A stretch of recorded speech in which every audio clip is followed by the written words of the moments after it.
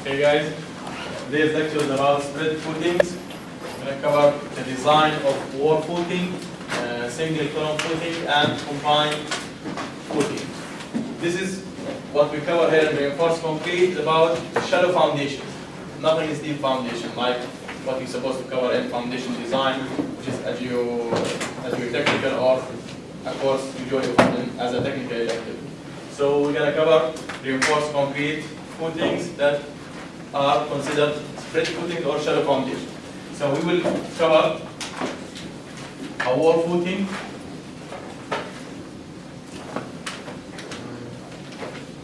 single column footing, and combined footing. Okay. And if you look at the foundation, usually they look like that. If this is the one at the bottom here, is the property line.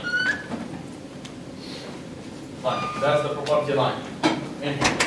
Okay, that means this is your land. Doesn't belong to you. It's to your neighbor or someone else. And in your building, there is a wall in here. Okay, and for this wall, you can make. You have no problem. You have some room from here. That's a plan view. You're looking at the plan view. That's the wall here, and this is the footing of the wall. So when you design a wall footing, basically you are finding the width and the depth, because that footing will be continuous along the length of the wall. So the loads coming on the wall footing will be per foot strip. So whatever load per foot strip you have, how much the length? So your footing kind of will be 1 foot by the width. Okay?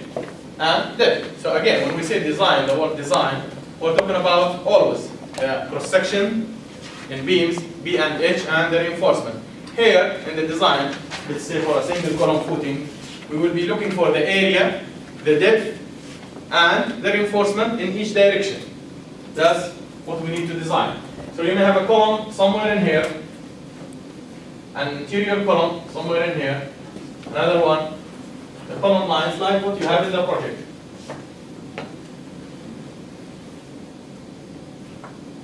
So for this column, if you want to create like a single column footing for this column, you may not be able to do that because this is not your line. And we always look for the column to be concentric in the middle of the footing. The column must be concentric in the middle of the footing, so that what it's considered pure axial loading. So the columns must be, or the resultant, if it's combined footing, the resultant must be within the center of the footing. Okay, so what you do in this case, you combine this one with the nearest column, such that the resultant of the forces, the axial on this one and the axial on this one, is in the center of the footing. The resultant. Okay, R. We're going to study how we calculate that. For this one, you will have no problem doing square footing. Sometimes, if you don't want to do a square footing, sometimes you are narrow with the width. You are fixed with the maximum width that you can go. Let's say you cannot go more than 6 foot. So your single column footing will be rectangle footing, 6 by whatever you need it. You're going to see how we calculate how much the required area. Sometimes we do this combine. We can combine something like that. Okay, we do this. Okay, combined footing. If you have two columns that are close from each other, and you calculate the required area for this one as a single column footing, and the required area for this one, and they already they intersect, you do just one combined footing for both of them.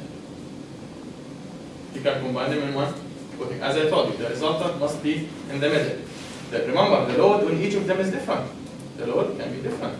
So you have to want the resultant to be in the center of the footing. Sometimes we can combine something like that. It's called strap footing.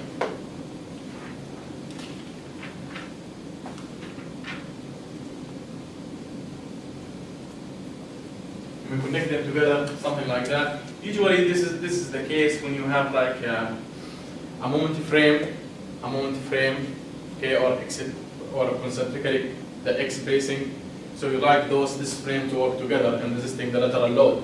So you try to tie those footings together after you design the required footing for each of them. So this is called strap footing, combined footing, single column footing, wall footing. All of this one is called spread footings. There's something called mat foundation. Mat foundation. You have the mat or the footing all the way underneath on the entire area of the structure. There is a rule for that usually. When the sum of the areas of all the spread footings here exceeds 70% of the area of the building, is more economical to go with one mat foundation for all of them. And that can be designed by finite element analysis, or can be designed by some approximation by taking strips. Whatever column lines you have, whatever column on that one, take one wide strip for that one, and you just flip the foundation, it becomes like a slab with columns. And the distributed load on that foundation is the resistance from the soil. If you flip the footing, it becomes like a slab. If you flip the slab, it becomes like a footing. Okay? So that's what's called mat foundation. There's something sometimes called slab on grade. You know slab on grade? Any slab that has continuous support, continuous base underneath it, that's slab on grade. It's continuously support. It will not curve. Okay? It will not curve or deflect. Okay? Usually there is a minimum reinforcement and there is specification for the thickness. There is in any building usually once you build your footing here, and usually we tie the footing together so that we have integral foundation at the top. Once you reach the first floor level in the United States and many other countries, they have mat small slab on grade 4-inch at the first grade at the first floor level.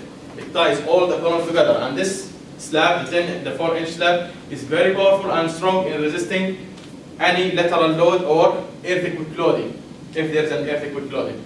Okay, so usually once you come to the level, you level your surface, that's the level of the first floor, the entrance, if you enter anything, there's a slab on grade of about 4-inch. And the reinforcement usually there, minimum for shrinkage and temperature. That's just for connecting the columns at the foundation level. Okay, connecting the column at that level. So what we're going to design, we're going to learn how we design the wall footing and single column footing and combined footing. That's what we will cover in here. Okay? That will give you all the basic requirements or basic fundamentals about spread footings. I'll start with the wall footing. So usually you have a wall. If you look at the cross section in the wall,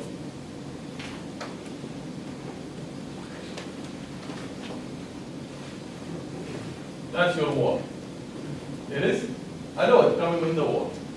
If this wall is load bearing, means the load is supporting the slab.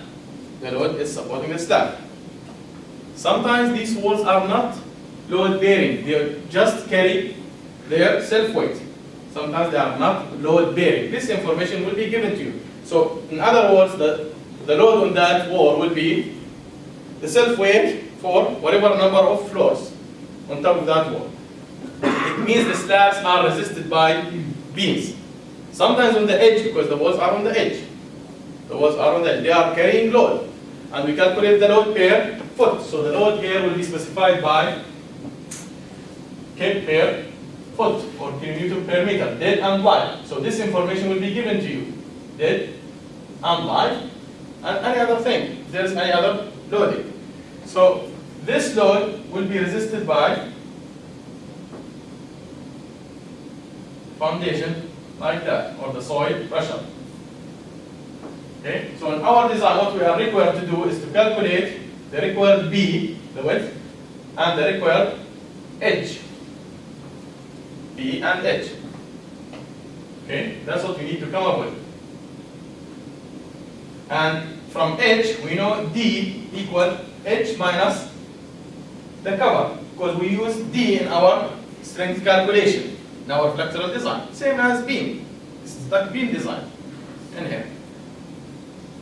equal. So how much the cover according to the ACI code? Clear cover over the reinforcement of 3" minimum. The ACI code call for a clear cover of 3". That's the clear. So the cover to the center usually 4 to 4.5 inch. 4 to 4.5 inch. Okay? You can take it 4 inch if you want. So it will be H minus the cover. The clear cover required over the last part or the closest part to the soil is 3 inch. Why the cover is high in foundation? Because there are sulfates and some other contaminants in the soil. This may come into the bars and make corrosion. Okay? So usually clear cover according to the ACI code is 3 inch. So if you want to take D roughly, either H minus 4 or H minus 4.5. Okay? So now, how are we going to design? Remember, this is the wall continue. Okay? The wall goes like that. So what I'm designing here, what I'm trying to calculate or show you, that we trying to design 1 foot strip.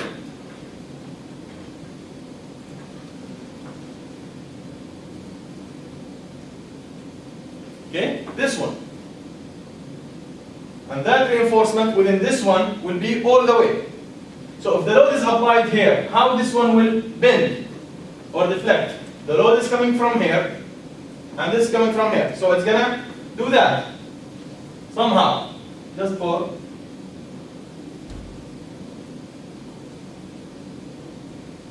right? So that's how it's gonna curve. It's not gonna curve in the wrong direction. It's so long. So there is no bending in the wrong direction. There is bending in this direction. So how is the reinforcement supposed to be? The main steel for bending, is it in the short direction? According to this. So that's where is the main steel. And it's at the bottom, because tension at the bottom. Okay? These are your bars here. Okay? And they have to be at the bottom. So we need to design for those based on bending. The reinforcement there is based on bending. We will check shear, but we don't provide also stirrups in the foundation. So the concrete or shear support. The thickness of the footing must give you enough PVC to resist the shear, the ultimate shear at the critical section. Okay? So now what do we do? Do we put any reinforcement in the wrong direction?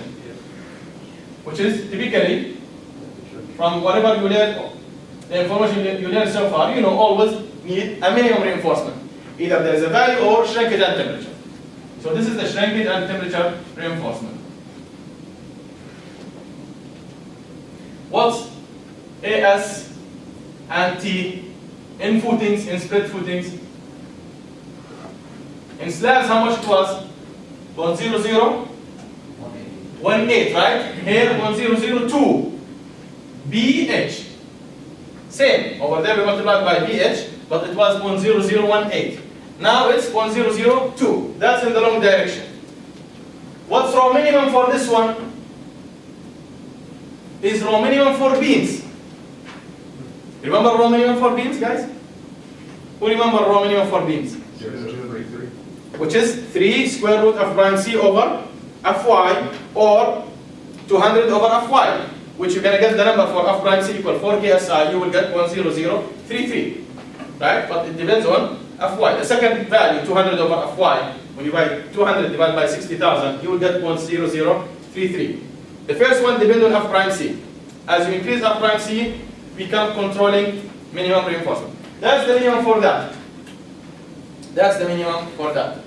So when you calculate raw here from the bending for this steel, you check that against raw, as I said, 10033 or 3 square root of prime C over Fy. Good? Okay. So how about D?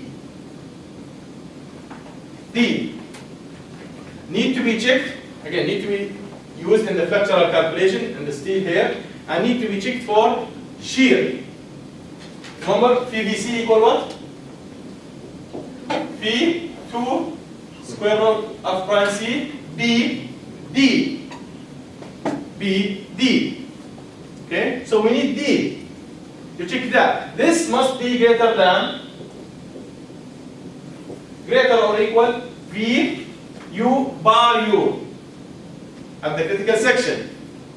Must be greater than V at the critical section. Where we take the critical section? Typically, when someone is telling you, where? At where?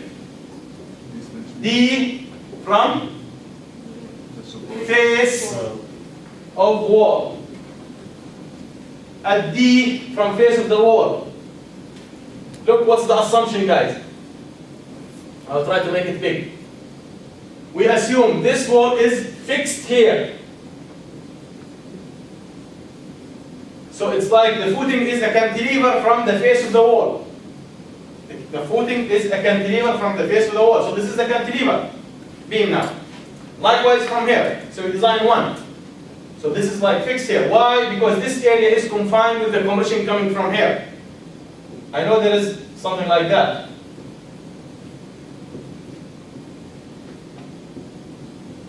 So this will is like fixed here, and this is a cantilever going up.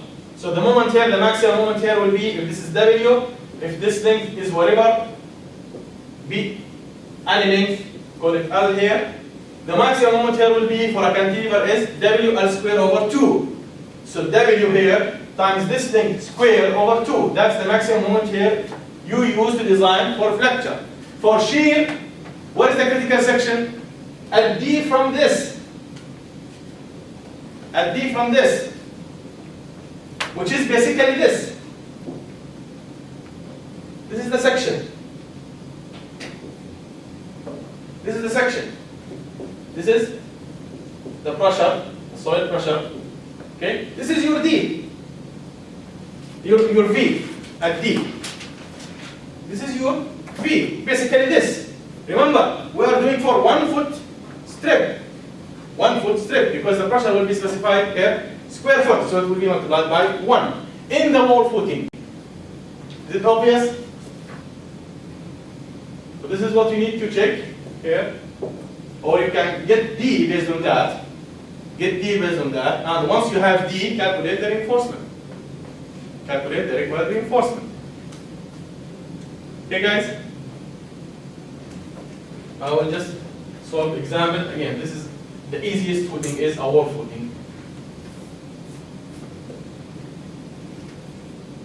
We'll work out this example, then we will go into single column footing.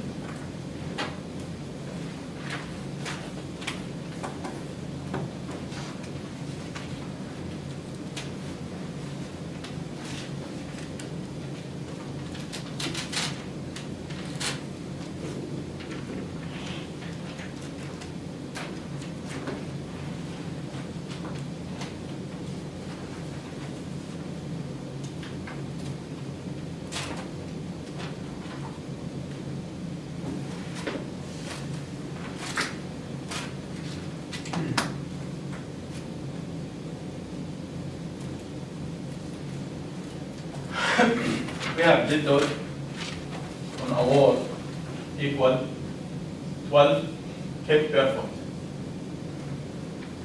Live load equal 8 kip per foot. F' C equal 4 KSI. Fy equal 60 KSI. Okay? Design a wall footing for the given load.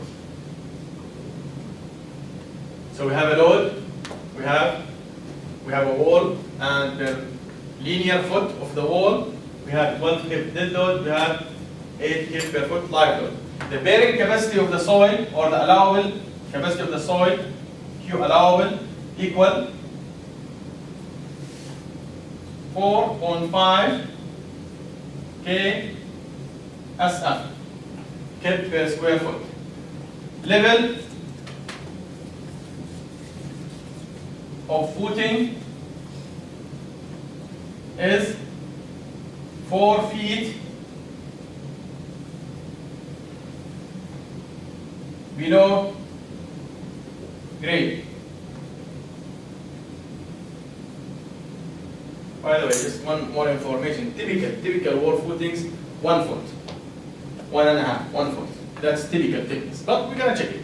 But if you want to start the first assumption to check, assume 1 foot. Okay? You know what I'm saying here? So the Q allowable is the bearing capacity of the soil. You know where we get this from? From Gerard office. The guys go and they do the profile and they get whatever soil characteristic and they tell you the bearing capacity at 1 foot is that, 2 foot is that, 3 foot is that, and the type of the soil they have. Then they say, okay, this is a good foundation from the experience at 4 feet or 5 feet. There's that type of soil, rock, some good bearing capacity of that much. So this comes to the structural engineer from where? From the soil report. You sleep a lot because the guys here, they use a factor of safety of at least 2.5. The factor of safety there is 2.5 to 3. Okay? Sometimes goes to 5. So there's a huge factor of safety in this value that was given to you. Okay? You use this Q allowable to find the area, just the area of the footing. So the area, the first thing you calculate is area. Area. A equal depth plus y divided by Q allowable. You see these loads here? Service loads for calculating the area. Why? Because there's a huge factor of safety included in Q allowable. You don't have to magnify the loads for the area only, the area. I'm not talking about the depth or the reinforcement. So the area of the footing is calculated from the service loads. Depth plus 5 over that one. Sometimes if you have lateral load like earthquake or wind load, the ACI code allows you to increase this one too by 33%. It allows you to increase this one by 33%. Or depth plus 5 plus wind or depth plus 5 plus E earthquake divided by 1.33 Q allowable. The larger one. The required area is the larger one. So that yes, they allow you to increase that, but you have more load. Okay? Usually this is what you have. Dead and bad. These are service loads, as I said. These are service loads. So now you have the area. Now you have the area. Okay? In our case, the required area is what? A equal what? 12 plus 8 divided by 4.5, which is, what's the answer? 4.44 feet square. What's this area equal what? For the wall footing? That's per foot. B times 1. So this is B times 1. So what's B? Required B is 4.44. How much you want to go with? 4.5? Absolutely fine. If you went with 4.5, absolutely correct. You want to go with 5, that's fine too. If you increase the width, if you have room on both sides to increase, you will require lesser reinforcement. Okay? You will have more reinforcement. But we're going to use 4.5 foot. So that's the first item. That's the first item. Okay? So we have B.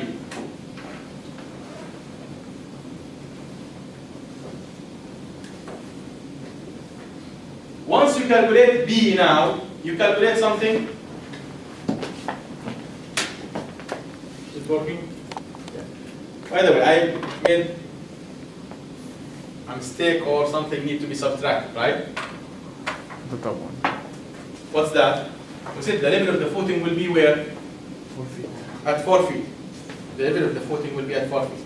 So above that, so that's the foundation, then there is 4 feet on top of that one. There is the thickness of the footing and there is soil. Okay. You have two options. You have two options. Either you add that as a load to this load here, or you subtract that from the bearing capacity. Because this will bring pressure on the soil, right? So the area between them is mixed with concrete and soil. How much? 4 feet. Let's assume one of them will be concrete, right?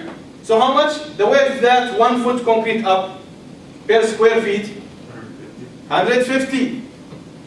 So there's 150 PSF or 0.15 KSF, K per square foot. Go ahead. Isn't the soil on top gonna help with the Add more weight. Yeah, but it's not gonna bend as much. But I can strengthen it. Yeah, but it add weight on it. Oh, yeah. No, we assume the soil is flexible material. Start. Okay? Okay.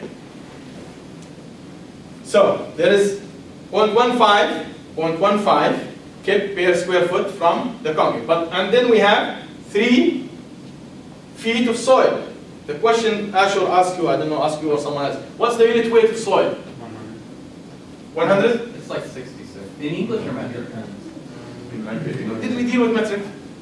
No, in soils, all we do is metric. We haven't done any English.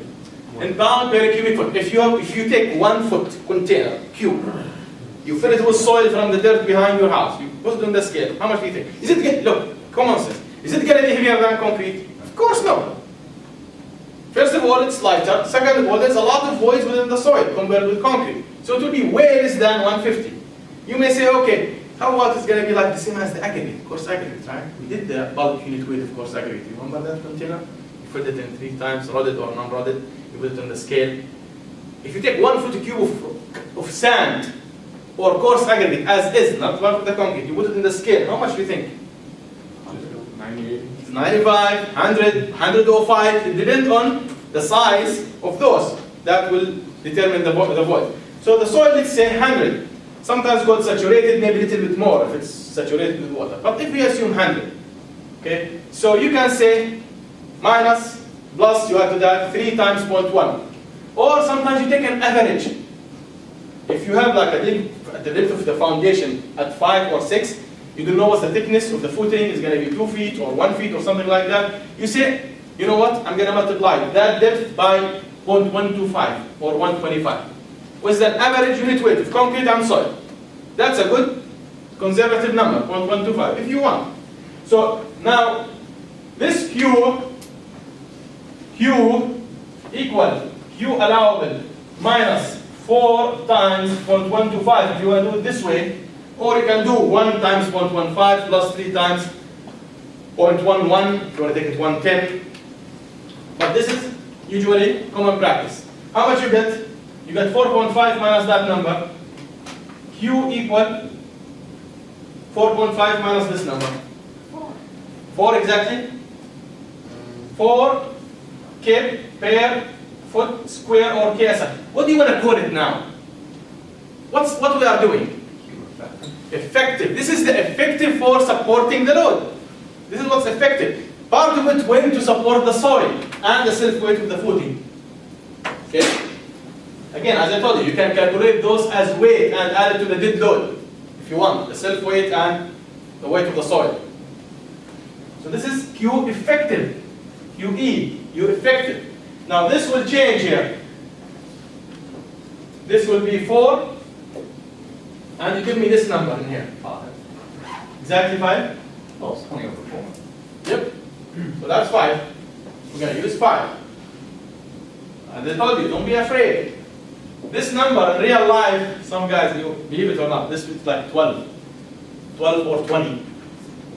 12 or 20. Okay? So that's our B.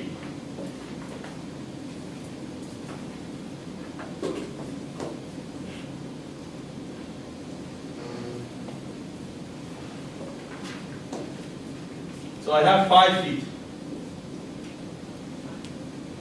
Now, I need to add something here. Assume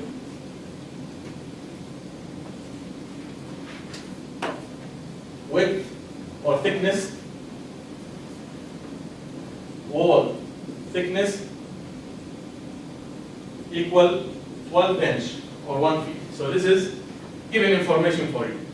So already designed before you come into the foundation.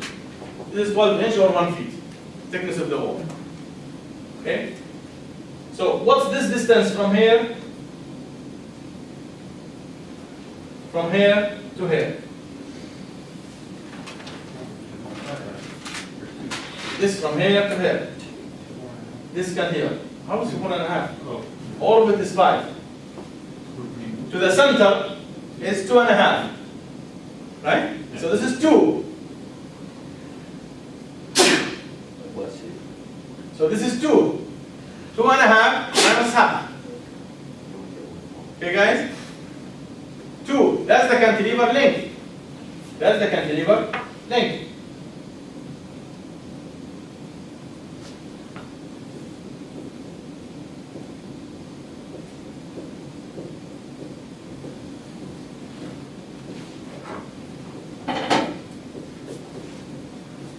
Okay? That's the cantilever length. So what's this one Q now here? You think this is Q effective? What's this pressure up? So the load is coming from the wall. We have it. What's this one now? Now we want to design. We're going to do strength design, right? We want to calculate how much this steel need to be here.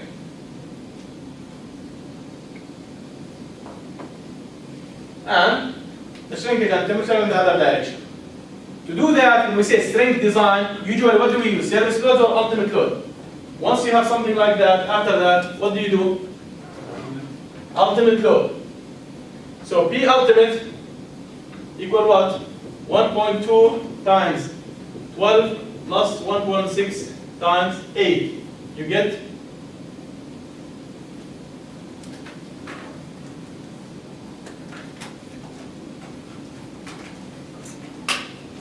what do you get?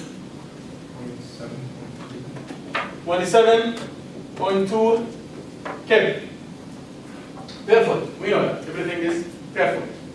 We're designing 1 foot strip of the wall footing. Now, what do we do? Now remember, so far we have 2 Q's. Q allowable from the soil guide. Q effective at the level of the footing, subtracting the weight of the soil and the self weight of the footing. Now we need a Q for strength design. We're going to call it Q, what's this? P ultimate. We're going to call it Q ultimate. And Q ultimate equal P ultimate divided by the actual area you use. Divided by the actual area dimension you use. Sometimes you need like 4.5 by 4.7. But you picked 5 by 5. So Q ultimate will be P ultimate over the used area of the footing. So this will be divided by 5 times 1, or 5. So Q ultimate will be how much? 27.2 divided by 5.44 per foot. So that's your Q here.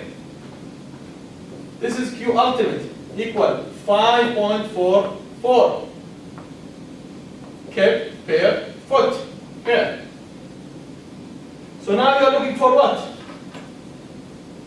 The moment here, I'm ultimate at the face of the wall equal what? Q ultimate times this length square over 2. It will be 5.44 times 2 square over 2. Right? 5.44 times this length from here to here, which we said is 2, which is usually this one is 5 minus the width of that divided by 2. 5 minus 1 divided by 2. Good? The moment here, it's a cantilever, guys, cantilever. Fixed cantilever with distributed load. W. You used to have it the other way. This moment here equal W L square over 2. This is W and this is L. In our case, L is 2 and W is 5.44. How much you get? 10.88. Okay? Foot. Per foot. We know that. We are designing one footstep. So that's the moment. That's the moment. Keep it for now. Keep it for now. So what's V ultimate?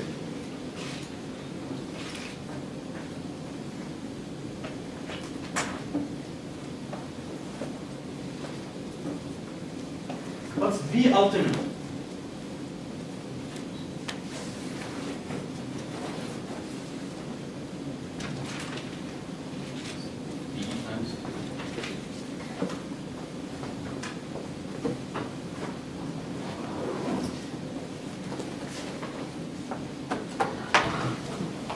Where we calculate the ultimate? Here. Where we calculate the ultimate? At D. At D. Not one actually, we're gonna do it in a minute. If we assume D or assume H equal 1 foot. As I told you, this is a good start. This is a good start with that from experience with the wall footing, which is 12 inch. This how much typically will give you D equal, how much do you think? We said, look at this, we said the cover above this bar, is 3 inch, right? The cover above this bar is 3 inch. So how much do you think the cover to the center of that bar? It's not 4 actually, to the center. I know I said 4 for the single column footing, I'll tell you later why. But in this case, how much do you think? Are we going to use number 8? That's a huge size, right? Number 8. Let's say we're going to use number 8. Half of that is ½ inch, right? If this one was number 8, which is big size, good size, to the center of that will be 3 plus ½ inch. So D in this wall footing will be approximately 12 minus 3.5. Again, I said 4 or 4.5. I'll tell you why. Because in the single column footing, we will have 2 layers. 2 layers in each direction. We calculate D for the most critical one. So you have to subtract D plus ½ D in there. You're going to go to the second layer, the top layer. So you're going to have 3 plus the diameter of the bottom layer plus half the diameter of the top layer. That's why I said 4 to 4.5 there. For now, you just look at it. You just have 1 bar. To the center of that, we're going to take 3.5. Okay? So our D is 8.5 or 8 inch. In this case, what's V value here? Or V ultimate here? This one will be Q ultimate. If I take a cut here, Q ultimate times this length, which is 2 minus that. So Q ultimate minus 2, 8.5 over 12. You change it to foot. This will give you how much?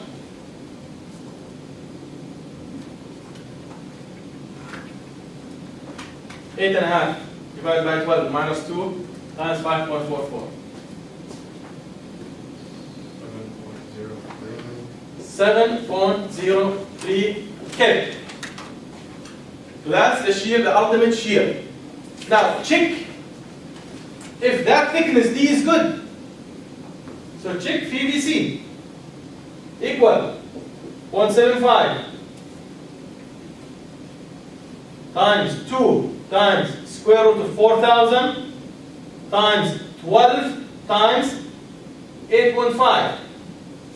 Don't forget that 12, but multiply by 1 foot for the wood strip. B is 12 inch. Remember, this strip here, 12 inch. Okay? This one will give you PVC. How much? In inches or feet? That's in Kelvin. PVC shear strength. Divide by 1,000. Oh, I see. 9.7. 9.7 Kelvin. Greater than 7.03. Greater than 7.03. Okay. You're going to say this is too much, right? If you want to say this is maybe, I can still decrease the D. That's fine. Remember, the footing in terms of concrete is not expensive. Doesn't need forming. So easy for the concrete thickness. And 10 is good for to accommodate the covers. Remember, we need a cover 3 inch from here and 3 inch from here. From the top. If there is bars on the top. Usually we have some bars too, so we can tie them together, tie the wall rebars there. So you don't want to go less than that in any footing, 12 inch. Sometimes if it's really minor wall that just around the house to carry itself, you may go with 8 inch even. It's small. Okay? Okay? So now we're good. Let's assume someone will say, you know what, I'm going to use edge 10 inch and decrease this one. That's fine, but remember, increasing D will save you some steel, right? Increasing D will give you more strength in moment, so it will save you some steel. This is good. This is good. And you have this one like 20 compared to 7 or 10, change it. Remember, if we are talking about like 20 inch thickness, 22 inch thickness, but the 1 foot is typical practice in wall footing.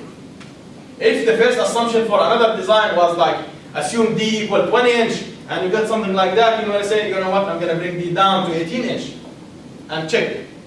So you see, the best practice for footing design is assume, check, assume, check. Some guys may say, keep D as a known here, and a known in this one, and try to make them equal to each other and calculate D. Just assume and check. It's just one simple equation. Okay, guys? And you have a common sense about the assumption. Okay, guys? So we are good. So shear is checked. When I tell you check shear, that's how you check the shear.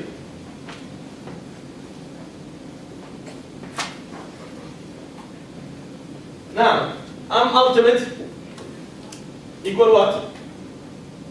10.88 kept foot, right?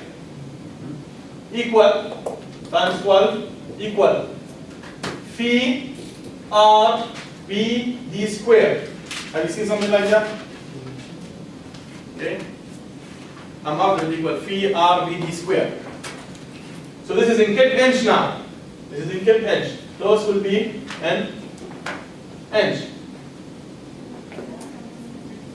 Equal to about 1,000, right? So 12,000. To have it in pound inch.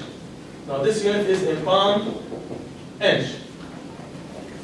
Because R listed in that table is in PSI, in the design aids. So this equal 0.9 R, what's B? B in here? 12. What's D? 8.5 squared. You do that, you will get R equal 10.88 times 12,000 divided by 0.9, 12, 8.5 squared.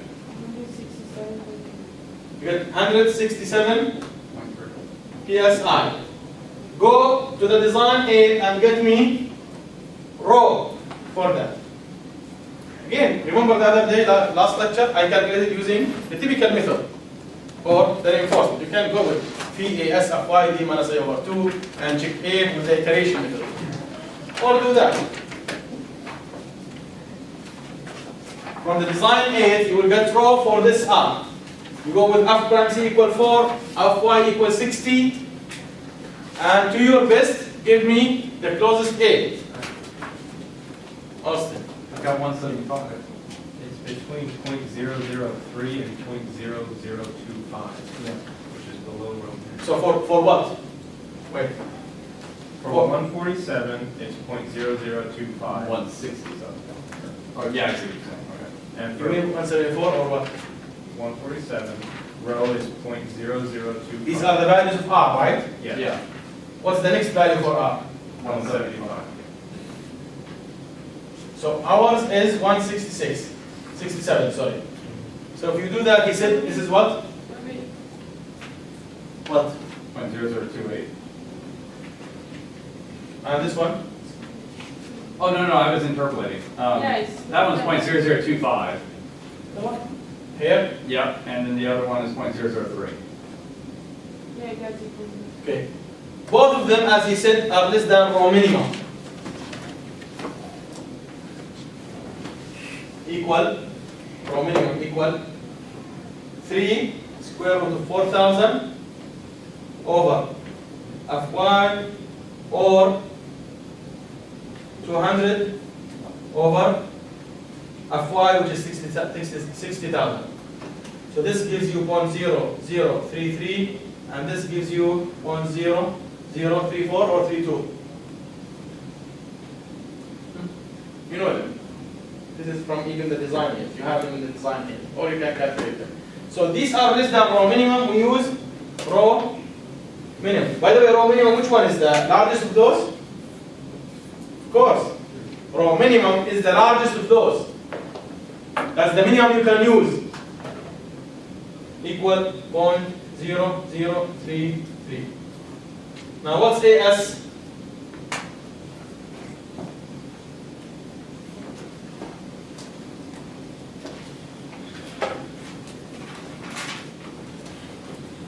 AS equal what, guys? Rho B D. Anytime you calculate rho, this rho is fluctual. This rho is calculated based on strength. It's not the shrinkage and temperature. Okay, not the shrinkage and temperature. It means it's multiplied to calculate AS from this rho. You multiply by BD. The shrinkage and temperature you multiply by BH, which is A gross. So this is 0.0033 times 12 times how much? 8.5. Your AS will be 0.34. 0.34. Wait a minute now. What's that number now? Inch per foot. Inch square per foot. Each strip, each 1 foot, that's how much steel it needs. You go to the table and you give me what spacing that will give you that. What spacing of a given size that will give you that? 3. Number 3 at? 3.5. That's so close. Try to be Number the- 4 is at 7. So we have the options. We have number 4 at 7. What's A? AS equal how much? 0.34. Exactly? Yeah. That's what I did. Perfect. The closest.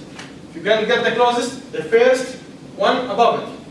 Remember, the tables give you for full number. If you want something for a half, like at 7.5, you can get it. This has half. This it has half? Yeah, this has half. It gives you up to 12, right? Yep. If you want more than 12, I told you how you do it, right? When we were there. So that's the reinforcement. So this guy will be, this here will be number 4 at 7. Even our D is stronger, so we're good. Our D is more than 8.5. So we have, that's a safety.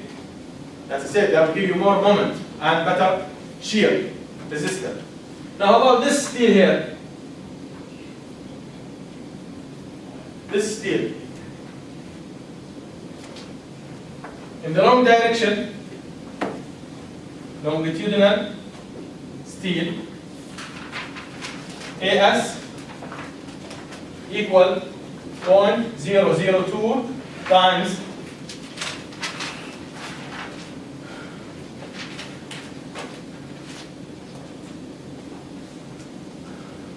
what? Well, for D8.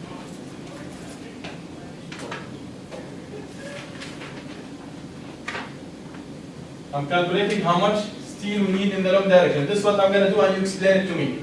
In the wrong direction, I'm saying, in the wrong direction, I'm saying AS equal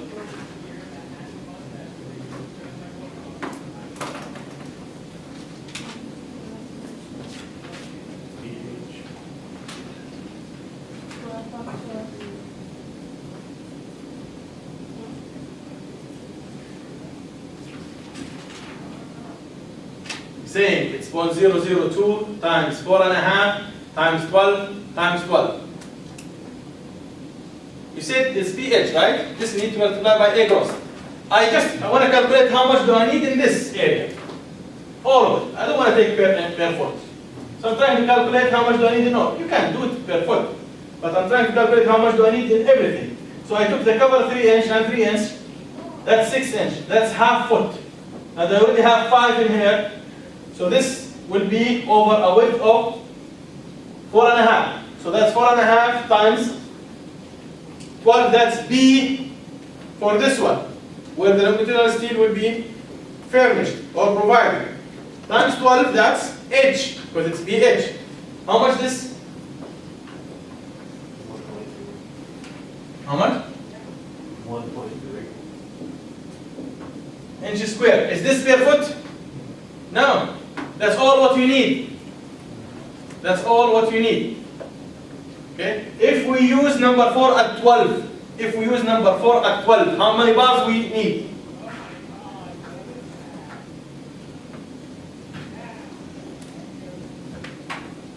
Or how many bars of number 4 we need? What's the area of number 4? Area of number 4. How much? Point? Area of 1, 2? Area of one number 4? Yeah, area of 1 bar number 4. 0.2, we would need 7 for that. 0.2. So we need, so 1.3 divided by 0.2 equal 6.5? Yeah. 6.5. Use 7 number 4. 7 number 4. What's the spacing between them? 7 bars in the longitudinal direction. The width that they will occupy is 4.5. 7 bars, how many spacing they give you? 6. Why are there no bars underneath the wall? Like, why are we still using 4.5? Oh, it's the cover that we're, never mind, I okay. don't understand the problem. The 4.5 is the cover on each Where are side. those going to come? Here, right? Going that direction. In the wrong direction. Yes. Can I get this one closer than 3 inch to this side? This one? So that's 3 inch gun. Can I get this one, the first one I'm going to put here, closer than 3 inch? 3 inch is gun. Oh. So 5 minus 3, 3, Okay. which is half foot. So that's, this distance from here to here is 4.5 foot times 12, an inch. Okay? So the 7 bars, when you put 7 bars, how many spacing you create? 6 spacings. So 4.5 times 12, that's the width in inch. Divided by 6. So this will be number 4 at 9. Don't worry, just tell the guy put 7 bars. Some will be like 10, some will be 9, some will be 8. Not a big deal, I mean. Or 8.5. 7 to their best in that direction. Okay? 7 to their best in that direction. They do a good job. Usually, guys, the foundation and the columns really, they take good care to make sure they are concentric. Everything is fine. The column is exactly in the center. Okay, they measure it really nice. Because you can't, I mean, once you have the foundation, usually the building up is so fast. You spend some time excavating, cleaning things, doing all of this civil thing around drainage, columns, center lines of the columns, center line of the footing, all this. Once you have it, it's just, they put things together. Good? So that's what we have. So those are 7 of them.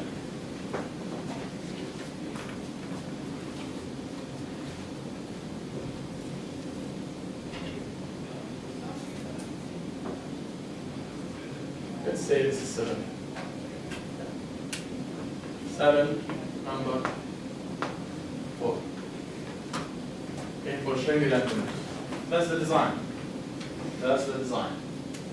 Sometimes you may provide, sometimes you will say something like, you will see one at the top here, because when we want to tie this one, this reinforcement to the wall, okay, we need something also at the top here to have it connected or so it doesn't move.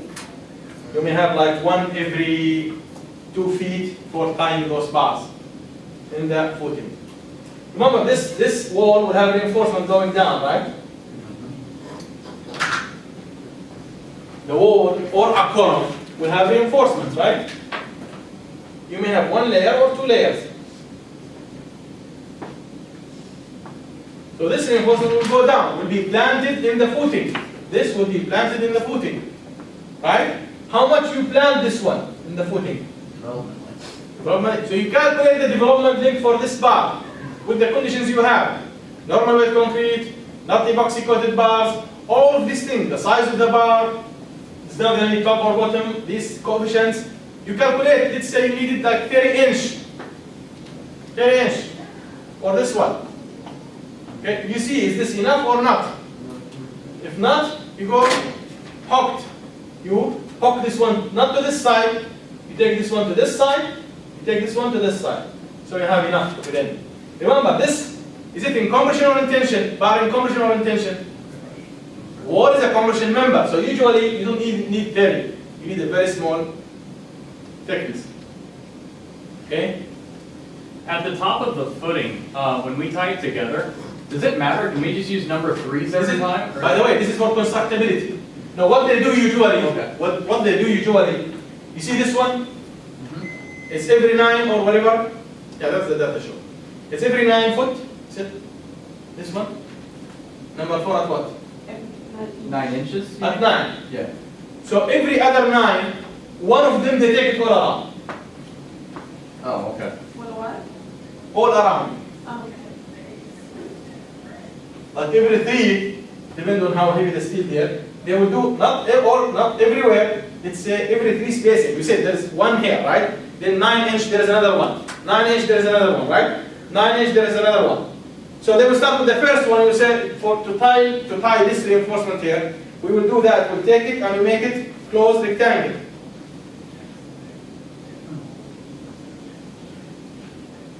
So they tie the bars here. Like that. They skip the second, third, or whatever, then they go with the one. For constructability, not needed for constructability. Good? That's the design of wall footing. Any question on this? So you know how to design a wall footing now? I will start with an introduction, 10-15 minutes about for single column footing. We'll take example. I will start with the example. Then we continue next lecture.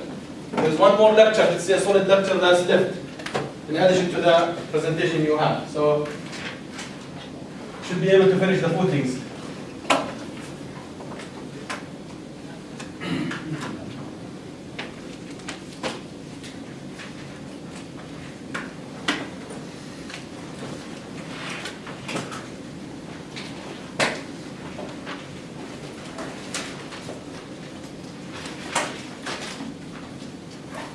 Example.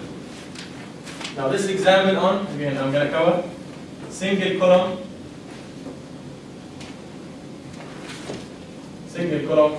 footing.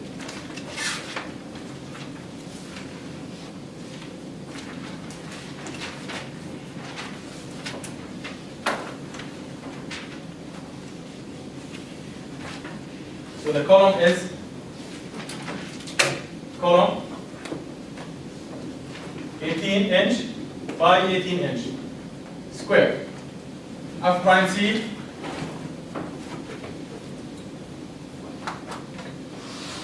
C will be 4 KSI, Fy 60 KSI.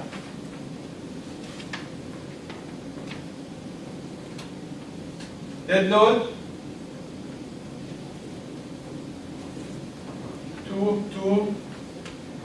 5 kips. Live load equal 175 kips. Q allowable 5 KSF. And does that correspond to a depth? Q allowable doesn't correspond to the depth. Sorry. Q allowable is at the level of the footing. At the level of the footing. Level of footing equal 5 feet. So this is Q allowable at 5 feet. At 5 feet. Design a footing for this column. Design a footing for this column. Steps, if you guys like the steps. 1. A equal 225 plus 175. I need 2 guys fast with the calculation. Over, even before we do that, Q effective equal 5 minus 5 times 125. Q effective will be 5 minus 5 feet of average concrete and soil. Take it 0.125, as I said. So how much the top one? 4.37. 4.375. Yeah? Kip per foot square or KSF.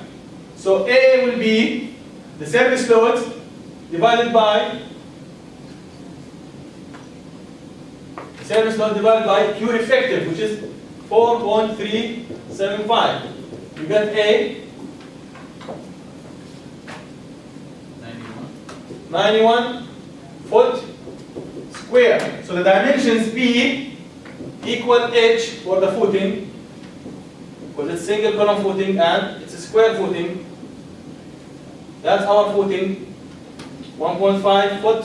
That's our column. And that's the footing. So this equal that. So how much take the square root of that? This is the area, which is a square. So each side is how much? 9.6. Just the square root of 9.6 foot.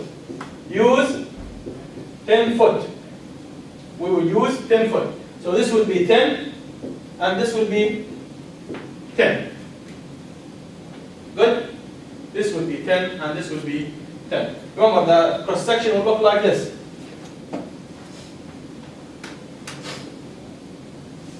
This is the column, with the loads coming from the column. The width of the column is 1.5 feet, and this width here is 10 feet, and this is H. This is H. We will have, now, the reinforcement. How does it look like? This is a cross section through the column. This is a cross section here. I took a cross section, I'm looking at this. This is H, I need to design. There will be reinforcement. You think the reinforcement need to be in both directions? Yes. Of course, so there will be reinforcement needed in each direction. So this and that. And they are both flexural. Both flexural. You know what's the assumption in the single column footing? That the footing is fixed at the face of the column in each direction. So the footing is fixed here and fixed here. The footing is fixed here and fixed here. Okay?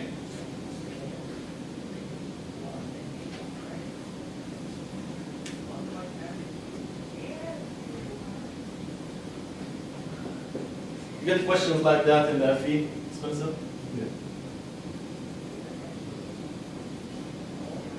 Good? You get a question like that. They ask you about the punching sheet, which I'm going to tell you in a minute. Not Did not? ours were much simpler, I guess. Very. You just took it, right? You just took it? I took mine last month, yeah. You Took just the took easy this version. like 2 days ago. 2 days ago, right? And you said there's a lot of concrete. Or Okay. First chapter stuff. Now, for this one, they have good questions about the foundation. Not easy questions, actually.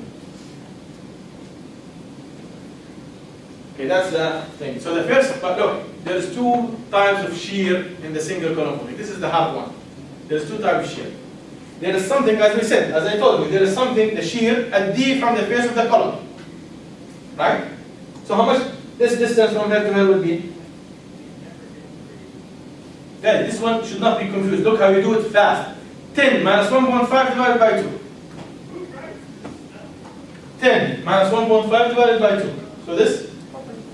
4? 2.5? Yep. So this is we have. We said the critical section for shear, I expect you to know, is at D from the face of the column. Right?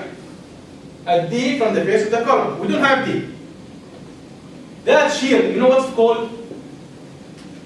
This shear that we deal with, this at D from the face of the, you know what they call it? They call it the one-way shear or the beam shear. It's like the shear in the beams. So they call it one-way shear or beam shear. There's something else. There's something called punching. Sometimes the column loads are, if they are high, and the footing underneath it is shallow or small thickness, the column may punch the footing. or may cause cracking in the footing. So this one may, like with this load, break it somehow. If it's gonna punch it, you know what's gonna happen? The cracks will develop over 45 degrees. They crack it like that. They chop this piece such that the distance from here to here, don't try. The distance from here to here is D. Wait. The distance from here to here. So when this one is chopped and you measure it from the bottom, it's the column plus D. Okay? Typical. Or HH, D and D. But to the center now, if you want to calculate the strength to this, under the top is 0, right? So to the center here will be, this distance from here to here is how much?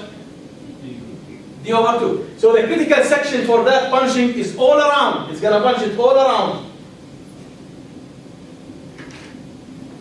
That box will go like that. How much this distance from here to here? D over 2 all around on the four faces. D over 2 from the face of the column. That's we call the perimeter for punching. The perimeter for punching. They have this designation for it. B naught. You guys tell me what B naught equal now. 4 times each side. Right? 4. I have 4 of them for a square column. I have 4. This length. I have 4 times D plus. So this is D and a half. This is D and a half. So both are D. And this is the length of the column, or the width of the column. Okay? Column. Width. If it's square. If it's not square, it will be like H plus D in one direction, 2 of them, right? Then you have B plus D, 2 of them. It's just a length, calculating the perimeter length. Right? This is called B naught. This is the section for punching. Let me back up now a little bit. We said this beam shear at D from face of the support, the shear when you calculate at D from face of the support, we compared with PVC, right? We compared that with PVC. That PVC was equal to what, guys? 0.75 to square root of prime C BD. The guys found that from lab experiments that the strength of the foundation for punching is way more than 2 square root of prime C BD. So the strength of the footing in resisting the punching, that is the load within that box, is 175 times 4 square root of prime C B naught D. So PVC punching equal 175 times, look at the 4, big 4, square root of prime C, big B naught D. What about lambda? Lambda, that's a normal weight factor. If the footing is, a lightweight factor. Lambda is 1 for normal weight concrete. Lambda equal 0.8 or 0.85 or whatever for factor when you have lightweight concrete. It's specified. Sometimes 175 depending on the unit weight of that lightweight concrete. Okay? So this is available for you. The only thing you need is this one. Again, now we have the area. What do we need to design? D. Once we have D, we can calculate the moment and find the steel. The structural design is so easy.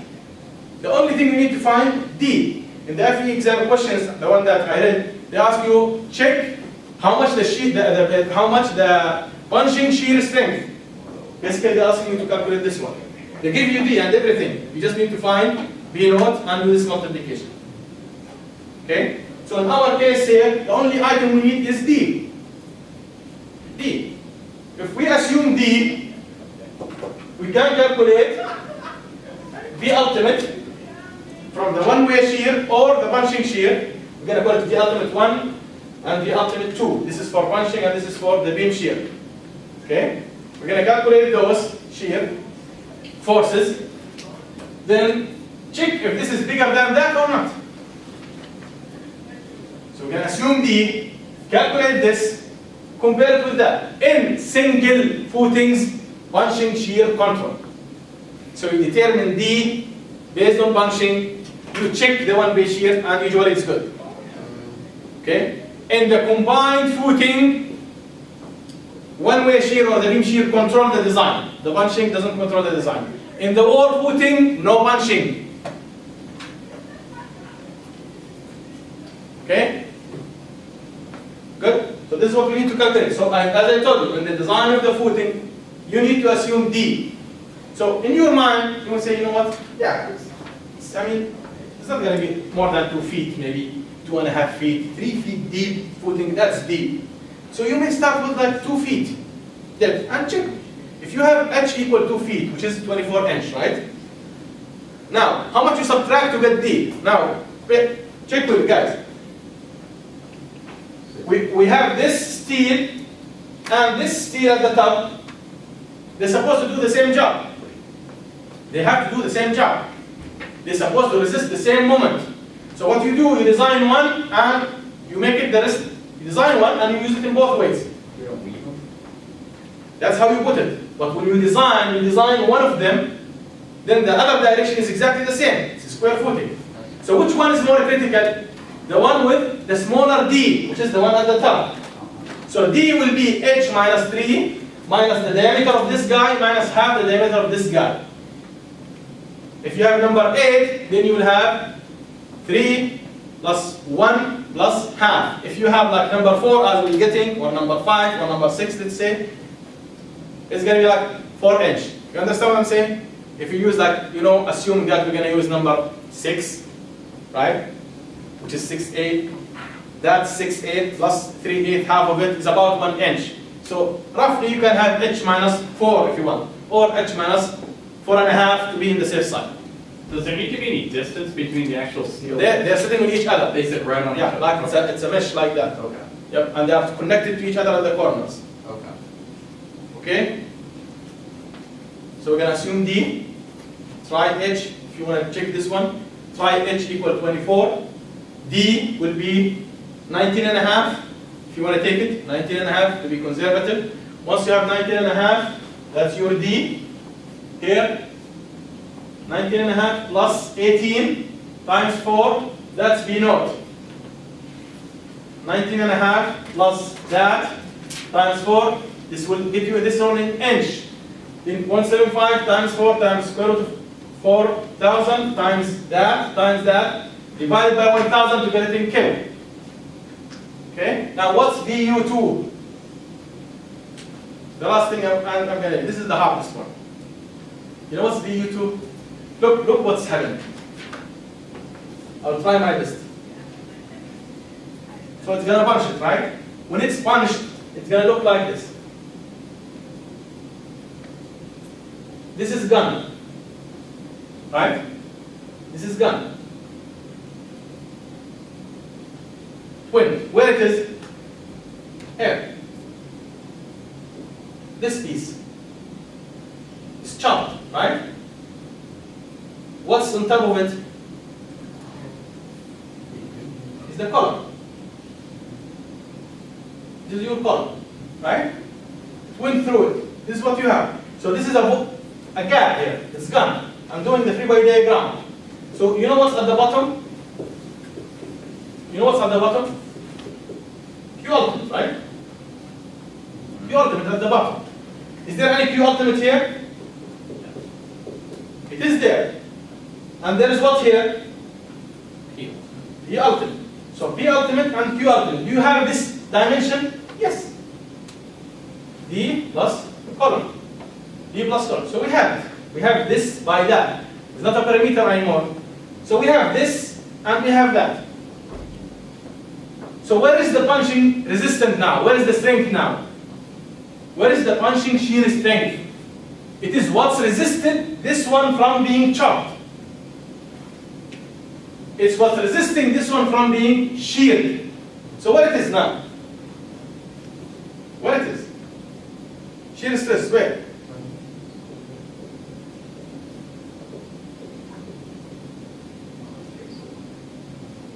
So the shear stress times this area on the 4 faces, okay, is give you a shear strength up resist the difference between them. In other words, you know what's VU2? You know what's VU2? It's P ultimate minus Q ultimate times that. Or make your life easy. It's this. Because this one, you know what it is? It's on the inside face in the other direction. Look, VU2, I say VU2 will be equal. Look, please don't try. Will be equal. Q ultimate times the area. Q ultimate times A minus area inside. The taken area. Because this equal that. So if you take the full area, you subtract this area from it, that's VU2.